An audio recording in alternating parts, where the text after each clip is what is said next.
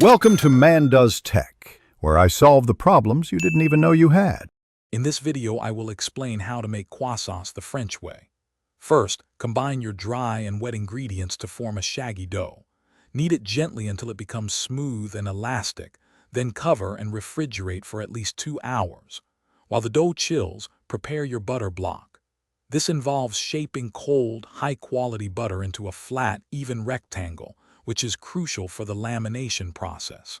This initial step sets the foundation for flaky layers. Now let's begin the lamination. Take your chilled dough and butter block. Place the butter in the center of the dough, then fold the dough over to completely enclose the butter, pinching the seams shut. Gently roll this out into a long rectangle, aiming for an even thickness.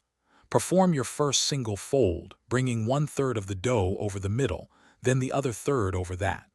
Wrap it tightly and refrigerate for 30 minutes. After the first chill, repeat the rolling and single folding process 2 more times, ensuring you chill the dough for 30 minutes between each turn. This builds those beautiful layers. Once all turns are complete, roll the dough out to its final thickness, about 1/8 of an inch. Now, cut the dough into long triangles. Starting from the wide base, gently roll each triangle towards the point to form the classic croissant shape. Place them on a baking sheet.